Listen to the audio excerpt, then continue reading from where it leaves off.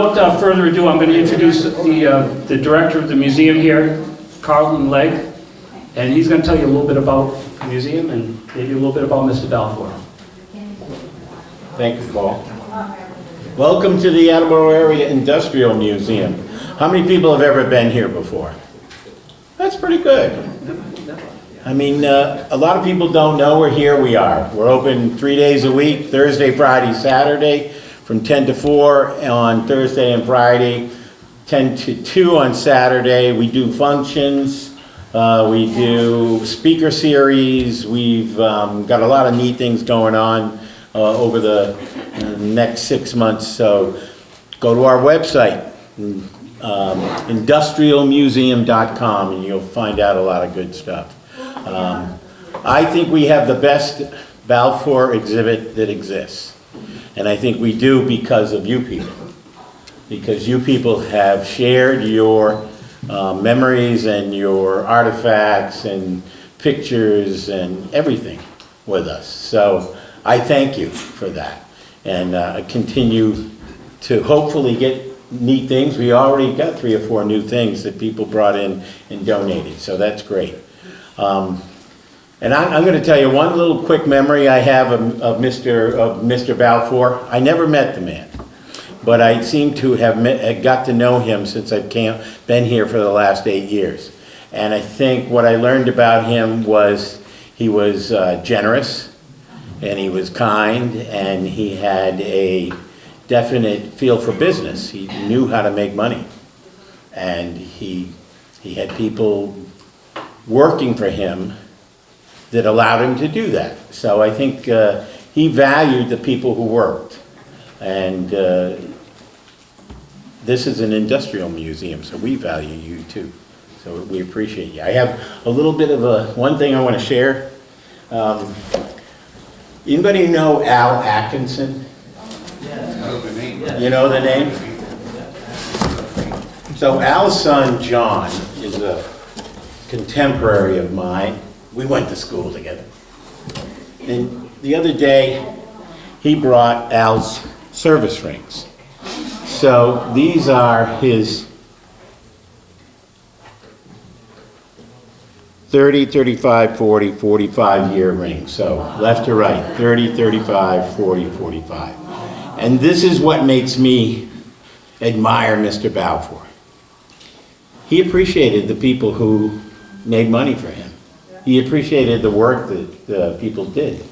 And I think this kind of shows you the kind of esteem that he had for you. Now I know from people that he didn't pay the highest hourly wage, but if you needed the hours, he gave you the hours. So this is something I think that kind of reflects who Mr. Balfour was and his legacy too, and your legacy. The fact that you worked there and the things that you could do. I mean, not many people know that Balfour designed and built the World Series trophy, Commissioner's Trophy. Don Jackman was the head of the, is that a name for you that you remember? Don Jackman was the, I think, awards manager for that department. And I talked to his kids the other day. And they said, oh yeah, so hopefully one day they're going to come down and bring some of their dad's memorabilia and tell a little bit more about his story. Baseball Hall of Fame has a little packet about him too. So what we want you all to do today is maybe share some of your stories. So we've got double ACS in the corner, and so they're going to keep these stories for posterity. And I know I've seen another, probably 12 years ago, there was a similar event done. So we keep those, because if you don't have them, they get lost. So if you've got a brief story you want to come up and share, I know it's kind of tight, guys. I apologize for that. You know, we think we can get a certain number of people in the room, and well, we can't. So smaller groups next time. So if anybody wants to come up, to grab the microphone. Double ACS has their microphone here. So share a story with us. Doesn't have to be much of anything. I heard a great one from a woman who was an enameler out there. And maybe she'll come up and tell me how she got her enameled tattoo. There she is. Mark, you want to talk? No, you go first. While I'm here. So many of you don't know this, but I've just been asked to join the board this past year. And when I asked, what do you need me to do to volunteer? And I use that in quotes. Usually the people that volunteer, I've found out over the years, has been the people that are the busiest. And I think back when Paul asked me to join this group, I said, what do I gotta really do? So my first thought when they asked me to take over for some of the roles that Debbie Graham-Laird was doing as entertainment and meeting planning was to do something out of the box. And I think this gathering shows that we still are family. If you think about some of the people that we've worked with, some of the people that we used to hide from, to also, it's quite amazing in the stories that you can think of and come about with the Balfour history. We are the legacy. We're the legacy of Mr. Balfour, and I hope that this museum continues to honor Mr. Balfour the way that it has, to even a greater extent. Some quick stories, real quick stories. There's millions of them. We all have our stories. And I think that it's important to share those stories. I'm going to say a quick one about John Scopolini. He brought one to mind. I'll never forget getting called up to his office, and I was in charge of the repair department with Jim Smith as my supervisor. And Jim sent me up there and he says, now be very careful when you walk into John's office. And I says, why? I've been to John's office a million times. He says, but there's some special people up there. I says, okay. So I walk in and there was Reggie Jackson. And then there was behind the door, you know how John had like basically two offices. He had like an entrance and then he had his office behind the glass windows. And in behind the glass windows was George Scott, swinging a bat, showing his 3 golden teeth right in front. And I swear to God, I almost had a heart attack because he was literally swinging it like as he was on the on-deck circle. Well, Reggie Jackson, at the time, if you guys remember the photo shoot that they did, Ken, you might remember this, I don't know, but he showed off his ring, his watch, his bracelets, his necklaces, all in this picture. There's like 9 different items of jewelry that he had on him. And to be real quick with this, I took all his jewelry. They asked me to clean it. Clean it. I said, okay. And you know how people with rings, you get the skin. You know, you're all jewelers, you all know. And skin and dirt and grime and everything else that was built up. So he asked me if I polished them to put a little gloss to them. I said, okay, I'll just do a light gloss and clean them up. And I'll never forget this. We got to one particular piece of jewelry, and it was his dog tags that he had that were made out of gold. He had replicated his dog tags from the service. And evidently he was hit by a pitch in an all-star game, and it put a dent in the gold dog tags. So my polisher that I always entrusted, Joe Pino at the time, he took it and he says, Mark, do you want me to take the belly of this off? I says, no, he only wanted me to shine it. He said, just put a little gloss to it. He said, okay. Damn good thing I didn't do it, because he said that pitch saved his life. The dog tag was at the sternum of his rib cage. So that had a memory to it. And like Carleton was explaining about these beautiful rings, my grandfather had a bunch of them. So I understand what the importance of all these jewelry items and stories that we have. And I hope that you guys all take the time to share them, even if you don't come up here, to share them with one another, because we'd all like to hear them. And that's my story, so. But he was thankful to me for doing it.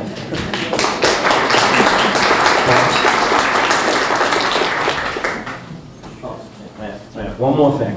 I gotta check out. I also got married to my lovely bride, who I met at the Balfour Company back in 1978. Sue?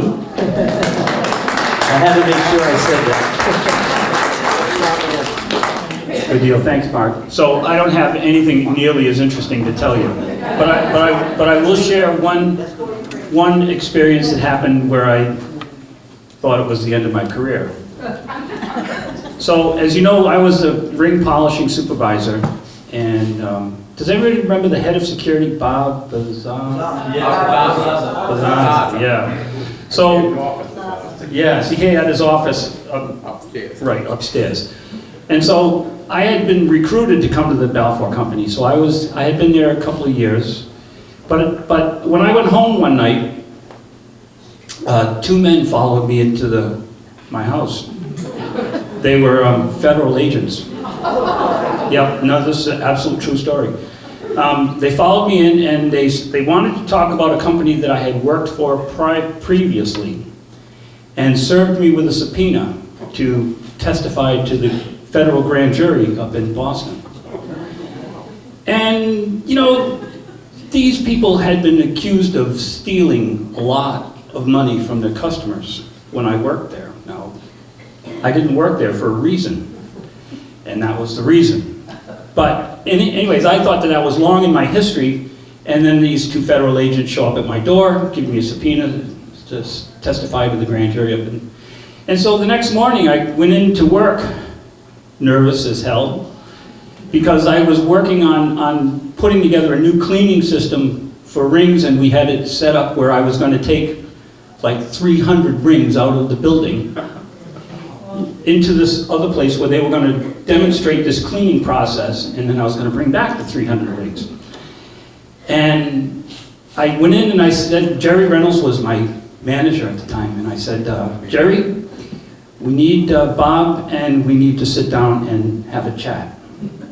Because if they, and he was like, what's going on? I'm like, well, when we get them all here, I'll tell you. But so I had to tell him the story of how I ended up going to the grand jury. And I said, and I certainly understand that maybe if the company doesn't want me taking these rings out of here because it's gold, I would certainly understand. And the good news is they believed my story. They didn't fire me.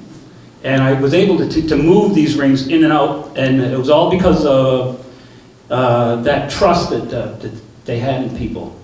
So if you came out and were honest about where your situations were, and in this case, you know, I mean, they could have looked at that and said, well, you might have been involved with something else at this other company, and so the good news is they had entrusted in me.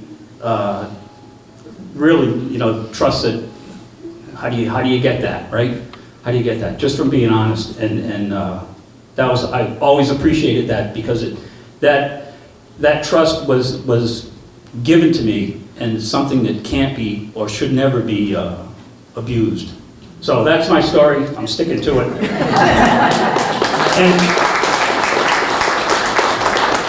And I'd like to open it up to anybody else who might have something they'd like to say. Anybody? Anybody? This is your chance to tell your story. John, come on up. John's always got a story. I'll make it brief.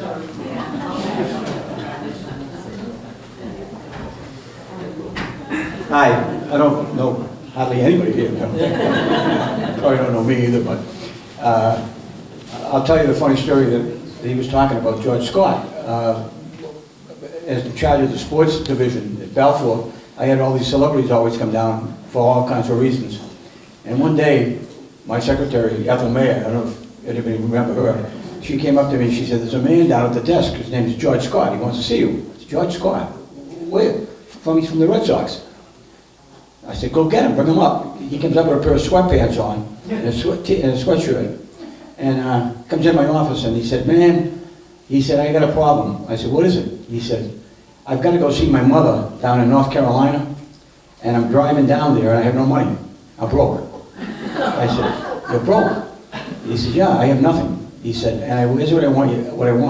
I want to give you my ring, and I want you to see what it's worth and give me the dollar value for it so I can have some gas money to go to North Carolina. And I'm looking at him, I'm going, you're kidding, he's driving a $100,000 Mercedes sitting out front of Carleton, right? So I said, geez, I don't know if we scrap gold, I'm not sure about that. He said, well, how about my Rolex watch? He takes out his Rolex watch and he gives it to me and he says, man, I really need it. And he said, I didn't even have enough gas money to get back to the Cape where my wife has a place. So I took the watch and I took the ring and I said, George, I don't really feel comfortable with this. He said, anything you can do would really help me. So I gave it to somebody at the company, I can't remember who it was, I think it was Jim Cook was the president, and he said, we'll weigh it and give him scrap value for it. Scrap value was nothing. So I said to him, while we're waiting for this, I said, I was the president of the Rotary Club in Mansfield. I said, would you come to lunch with me in Mansfield? I said, and after lunch, we'll come back and we'll cut you a check. So I took him to the Rotary Club with me. We're all dressed up with sport coats and ties. And he's in there, and they couldn't believe it. He's in there dressed up like a bum. I took him back to Balfour, and they gave him a check for like maybe $140. And they took his ring, they scrapped it, and they couldn't give him anything for the watch crystal, but they gave him money for the band.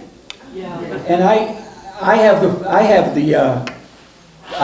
I'm not sure where it is today, but I had the top of the watch for 30 or 40 years, somewhere in my house, and I could never find it, but that's an interesting saga for that. And then another quick one, to make it quick, is that one day, we were doing rings for the Celtics, and I asked Red Auerbach, I said, hey Red, anytime you can bring some of the players down, walk through the factory, shake hands with the guys who really made it, yeah, and I'll take care of that for you, no problem at all. So one day I get a telephone call, never told me he was coming down.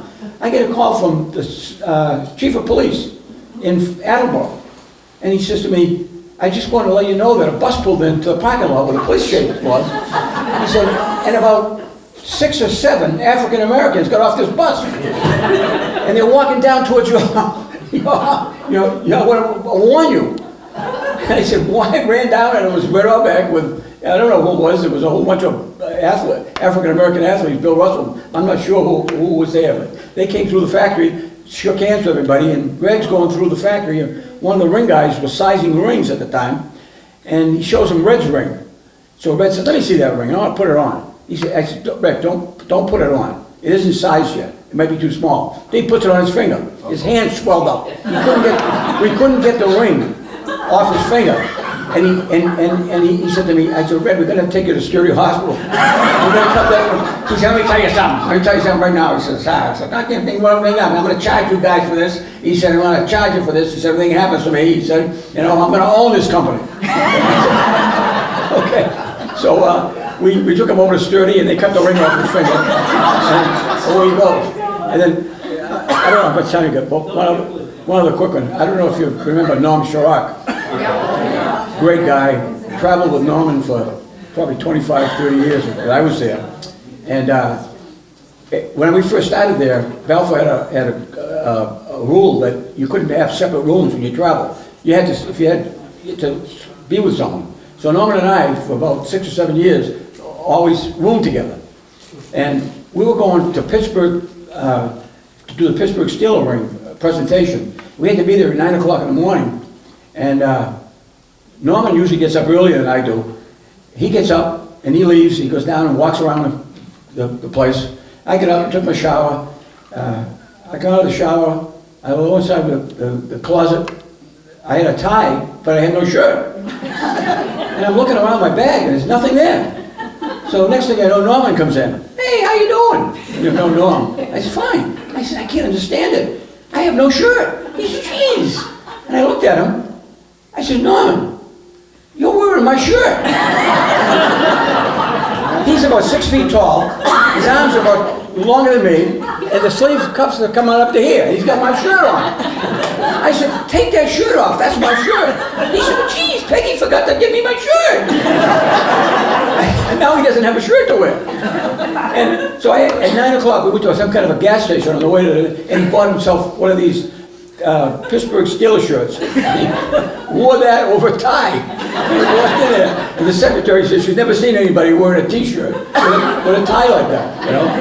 But anyway, that's just one of the stories with, and then the last one, the P. Rose story, which is a great story. Remember when P. Rose got indicted for all that? Well, what he really got involved with was gambling, but what he really got involved with was selling memorabilia and not paying taxes on it, not declaring it at all. So, about just when that was happening, it was in the newspapers, I got a call from Pete Rose from Cincinnati. He was a coach. And he said to me, John, I lost my Cincinnati 1975 championship ring. Can you duplicate it for me? I said, yes. I said, but we need a letter from the owner of the team, which was Marge Schott at the time. I said, authorizing it on Cincinnati Reds stationery. So I get a letter in the mail from Pete Rose, which I have in my office today. It must be worth a fortune, I think. And it says, John, I need the duplicate of 1975 ring. And I said, okay, so I made the ring for him. And I get a telephone call from a man from New Bedford. Can't remember his name. And he says to me, I just want to let you know that I'm very dear friends with Pete Rose. He said, and I'm coming down to pick up his ring for him, and I'm going to take it down to spring training for him. I said, okay. I said, but there's a $5,000 charge. And he said, no problem, I'll pay that. So I wasn't there at the time. The ring was at the guard shack. My secretary went down and got the money, and away he goes. About 2 weeks later, 3 weeks later, I get a telephone call from the FBI in Cincinnati. They want to come down and they want to talk to me. I said, about what? And they said, we can't, we want to talk to you about Pete Rose. Okay. Then I get a call from Attorney General of Ohio. He's coming out with the FBI guy and an IRS agent to my office. I didn't tell the president of the company. I didn't know what the hell was going on.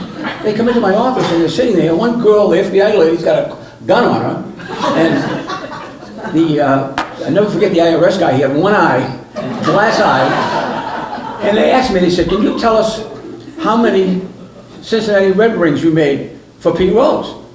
And I said, "We made one." I said, "And then I made another one." "Oh, tell us about that." So I told them about it. And I told them the whole story. And they said, so you only made two, right? I said, yes, two. So the IRS guy reaches in his thing, he takes out a ring with 40 Cincinnati Red rings from 1975 on the ring. And he wanted to know if we made those rings. And of course I didn't know anything, I'm not a manufacturer. I had to call Al, who was the manufacturing guy. He came up and he said, these are what they call Japanese copies. He said, somebody took that ring and made, the ring is smaller, the diamonds are smaller, the stone is smaller. We didn't make them. And I had to sign a letter that we didn't make them. He said that Pete Rose sold those rings as his official 1975 ring to collectors from all over the country for between $30,000 and $40,000 a piece. So he's got $400,000 that he's never paid income tax on. That was an unbelievable story, and I was involved in the court case on that when it happened. Nobody knew about it, but I thought I was going to. And then I get a call one night from Nightline. They wanted to come to my house with a camera and interview me for this. I was a wreck. I think I lost like 10 pounds.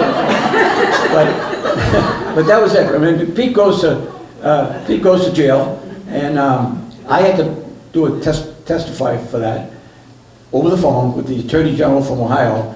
And then at Cooperstown, New York, about 3 or 4 years after he got out of jail over that, he was sitting, and I used to know Pete because I used to go to his house with him and with his son, and I was friendly with Pete Rose.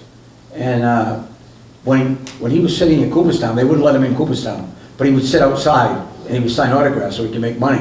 And when he saw me, and he took one look at me, he gave me the finger. And somebody snapped a picture of it. Was that the ring finger? No, not that finger. The real finger. And I have that picture at home too. And he said, thanks a lot, buddy. And I said, Pete, you know, I mean, I have to testify. I have to tell the truth. And that's what I did. But those are just some of the great stories that, I could write a book on the relationship with him, but I thought you might be interested to know. Anyway, that's it.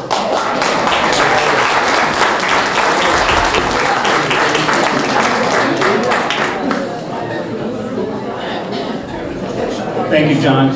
So, in case anybody didn't know, that was John Scarpolini. That's mostly for the record. So I have one other small story that to relate from Tom Green, who I spoke with you last week.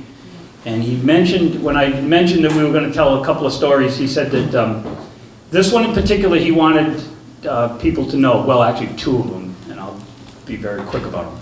And he has these in his newsletters, because Tom has about every newsletter that the Balfour Company ever put out. And he said he's going to be bringing them around, so when he gets back from being a snowbird. So the two things he wanted me to mention were, everybody remember Dick Shikansky? Yep.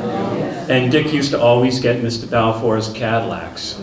Every time Mr. Balfour got a new Cadillac, guess who got the old one? Dick Shikansky. And so nobody, I asked Tom, I said, how did he manage that? And he said, well, he had to pay for it. He said, because every day that he had the car out front, Dick Shikansky had to go out and polish it. So yeah, so that's how he got those cars. In case anybody didn't know, he got them because he was out there polishing the cars all the time. So, and the other one that he asked me to tell you all is about, you know, Mr. Balfour, his, well, first of all, I never met him either because he passed away before I came to the company. But I was told that Barbara, I believe the last name was Baker. Well, anyway, she was a long-term employee and with her husband who worked on one of the benches in the ring plant. And they had been married 50 years. And they went down to Bermuda, where Mr. Balfour had a winter place. And they went there for their 50th anniversary celebration, and apparently Mr. Balfour got wind of it. So when they landed, he sent his car with the chauffeur to pick them up at the airport. They didn't know about this apparently, and he brought them to his place and had a huge party for them. Wow. Yeah, and so we're going to document that story to the museum, because that was just one of the things that Mr. Balfour, he did things like that were very, very generous. And the only other thing I can tell you is that my father-in-law, Pete DeBlois, worked at the company a number of years. He's long since passed away. But he told me that at Thanksgiving, Mr. Balfour would walk the corridors and say thank you to all those employees. Wow. Yeah, and that was quite stirring to have the owner of the company literally walking the halls and saying hello to everybody. So those are the only stories that I have got for you. Anybody else? We'd love to hear anybody else. Terry, do you want to tell your story? Come on. Come on, Terry. Open my mouth. Yeah, I know, come on. It's a good one. This is Terry Tattersall. She's our treasurer. And then after that, we'll start up. Okay. Thanks, Paul. You're welcome. Well, I Speak up. just like being at home. Bossing me around. When I was first going to start at Balfour, I had interviewed over in North Attleboro, and they said, well, they wanted me to come to Attleboro and talk to somebody in charge of, I don't know, hiring. And it was so, everybody was at work already, and I pulled in over where the hot dog place was, you know, that side street. And there was a spot right there, almost right in front. And I said, wow, it's my lucky day, I'm sure I'll get the job. And so I pull into that parking spot, and I go in, and I went in the personnel office, and we're talking, and over the loudspeaker, they're they said that my license plate number. And you can guess whose parking spot that was. So I didn't make too bad of an impression, but they remembered me and they hired me.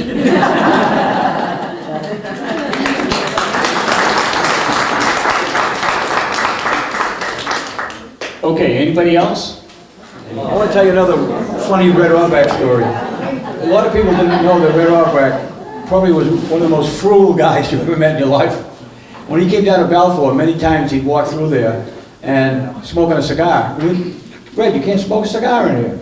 I'm gonna smoke a cigar in here. You asked me to come down here, I'm smoking my cigar. Okay, smoke the cigar. Well, anyway, we used to have an awards program down there, service award program. And we have refrigerators, and we have stoves, and people could work there 20 years. You could, instead of getting a medal with a pin in it, you could order a vacation or a stove or a refrigerator. We had excess inventory all the time. We'd always have a sale. I always called Red up. I told him to come down. He loved it. He loved going through there, making deals in the vault. So one day he's walking through there, and he picks up this beautiful sterling silver plate. It must have been 50 inches wide. He said, how much you want for that? I said, who was running the vault says, that's $25. He said, $25? Oh my God, that's unbelievable. I'll take that. He took about 4 or 5 other items and away. He said, I've got a wedding in a week. That'd be a great Christmas present to give. So he takes it back to Boston and gives it to his secretary to wrap it up, take it to Washington where he lived for a wedding. So about 3 weeks later, he calls me up, and this is the way he talks. You little son of a bitch. He said, you're not going to believe how embarrassed I was. I said, what? He says, well, we gave him the gift for the wedding, and I get my wife gets a telephone call, and she says, I hate to say this, but I think you gave me the wrong gift. And he says, what do you mean? He says, well, I looked at the back of it, and it says, congratulations on your 50th year of service for AT&T.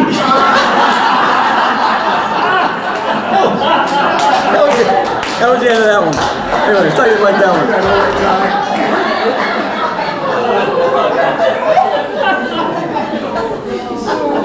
Oh dear.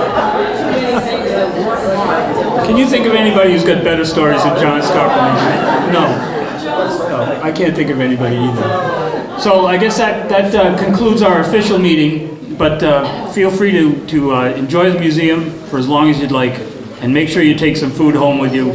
And thank you for coming. We'll see you all again in June. And thank Carleton Legg, yes, very important.